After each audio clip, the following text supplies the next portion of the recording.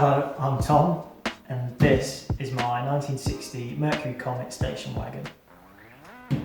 No, it isn't the Ghostbusters car, although they look fairly similar. It's essentially a classy Ford Falcon. All the underpinnings are the same as an early Mustang, and it's due for an engine refresh. And this is a series of videos documenting my journey of the first engine I've ever rebuilt.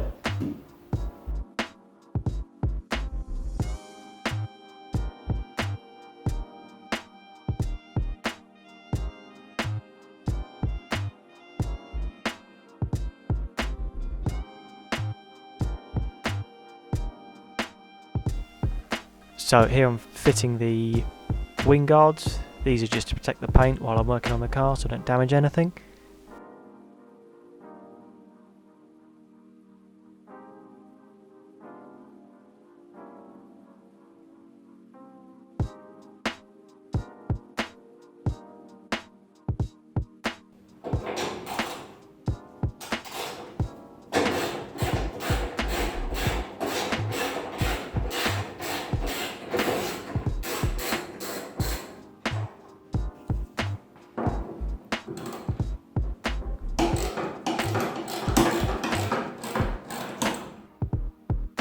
I haven't undone the rear bolts all the way just so that I can get a second pair of hands to help me lift it off and undo the last few threads by hand.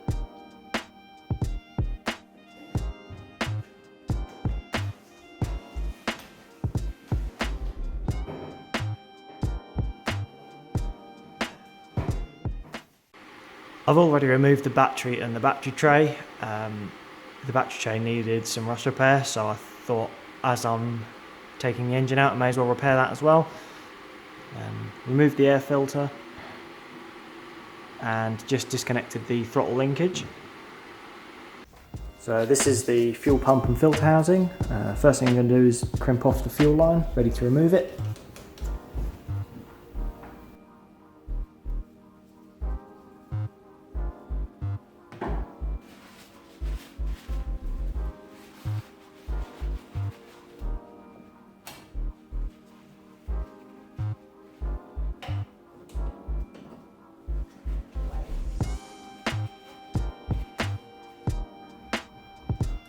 Now I'm going to disconnect the coil.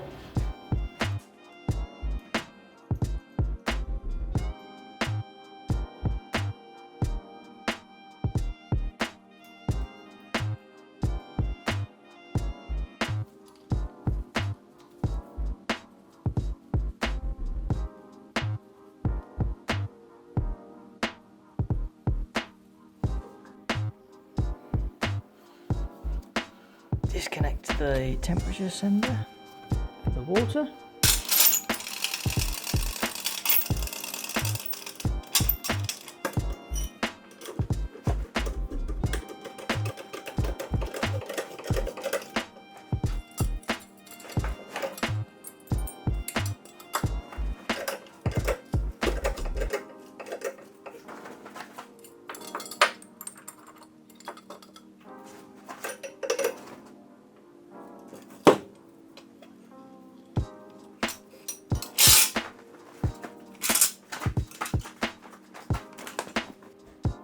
Three plugs in the bottom of the radiator. Two require a spanner, but the one on the right, like a tap. With a lot of the parts on the car being 60 years old plus, I couldn't just undo the tap with my bare hands. I had to use some persuasive pliers just to get a bit of leverage to get the tap open to let the coolant start draining out.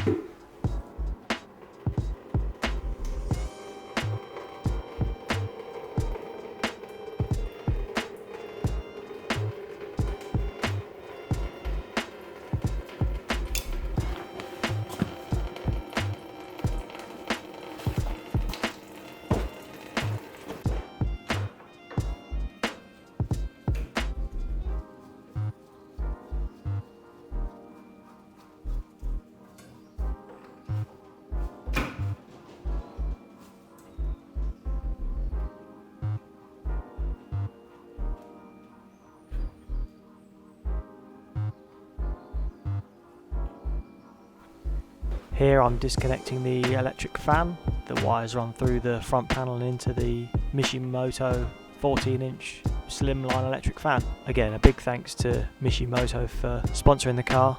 You know, it's not a racing car. Things like a modern electric fan really make a difference with reliability. Now that the radiator and coolant are drained, I can remove this bucket and dispose of it responsibly.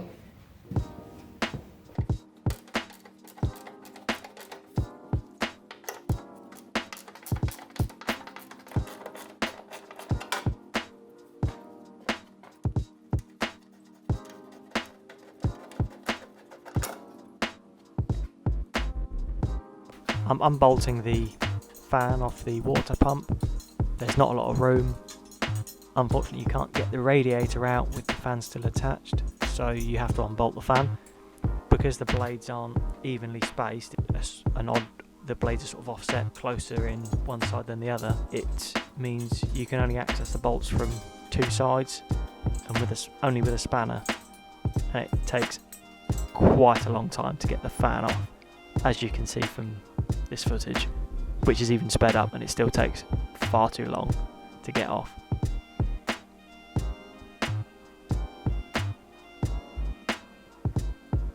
Moments later.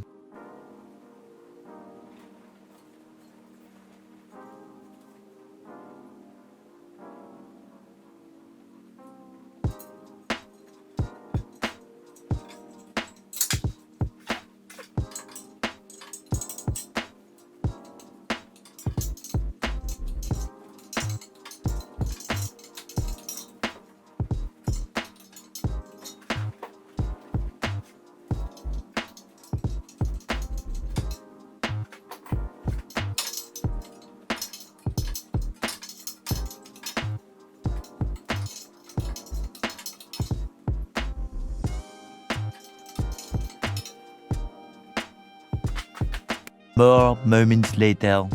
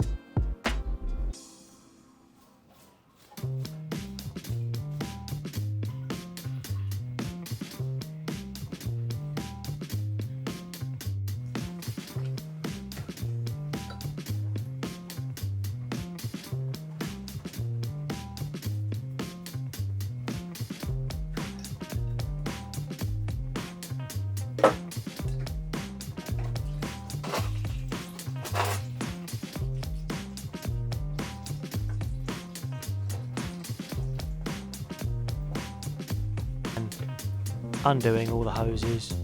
The top radiator hose has a sort of spring in it to stop it collapsing because of the tight bend it's got to go around for the radiator.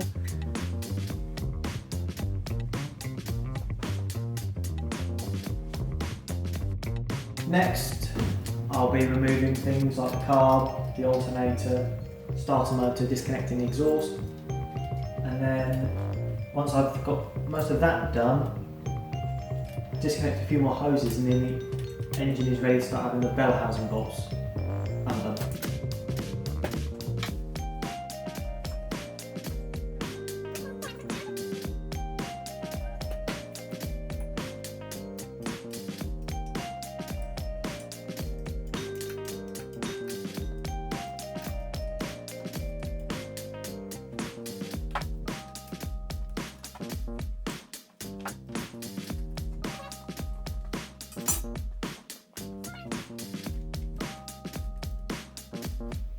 Now I'm going to remove these two alternator bolts. and then I'll take the alternator out from the top side.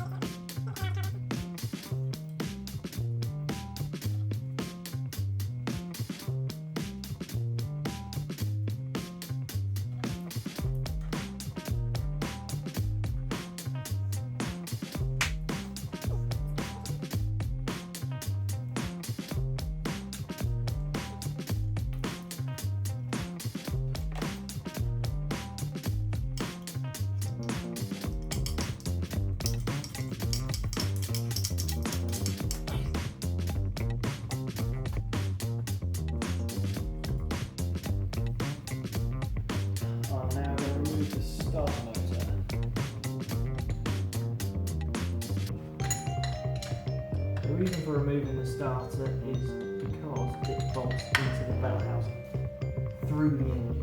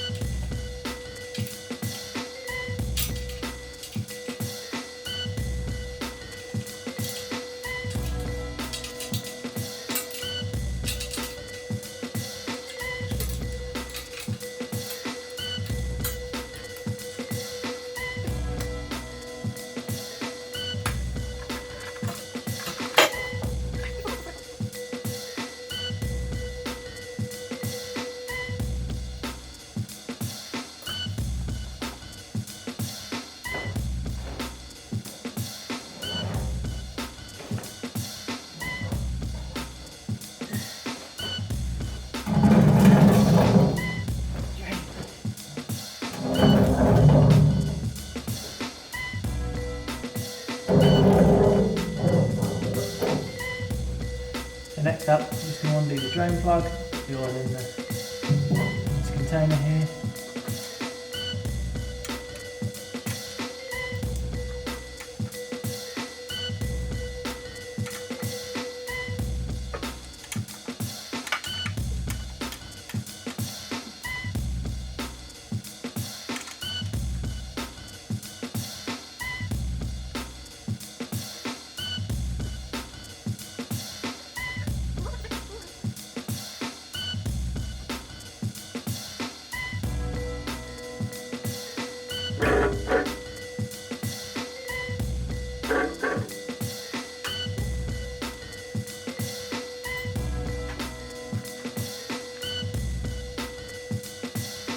Make sure to put the sump plug back in.